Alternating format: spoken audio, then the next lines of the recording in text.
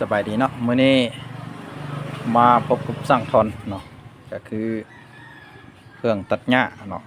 GX35 จาก Honda อาการของมันก็คือติดตัวนี้ติดเร่งบ่ขึ้นตัวนั้นติดใช้งานไปดับแล้ว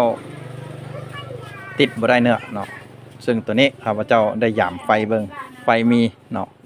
แต่ตัวนั้นยังบ่ทันได้ยามสันนิษฐานก็คือน่าจะเป็นน้ำกระบิวหรือคาบูเนาะ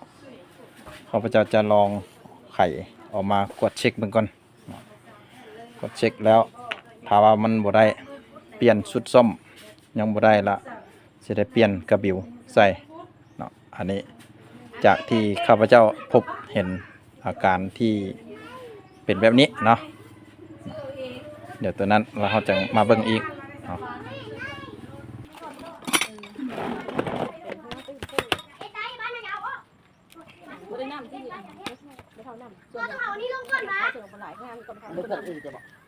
ที่มันขายผลไม้ไปส่งเขาขายเลย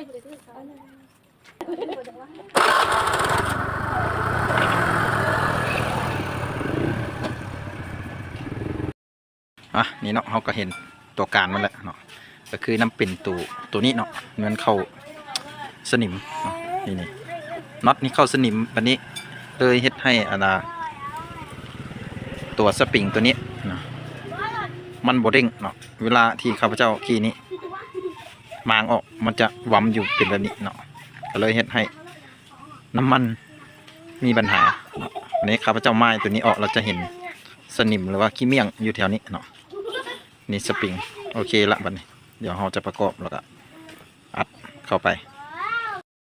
ของเนาะก็คือตัวนี้เอิ้นฝาปั๊มบ่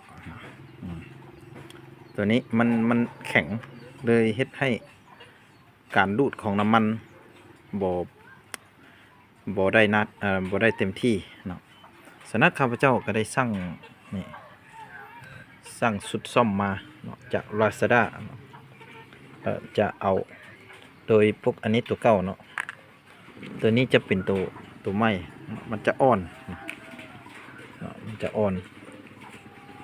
ตัวนี้เดี๋ยวเราจะประกอบเข้าเนาะ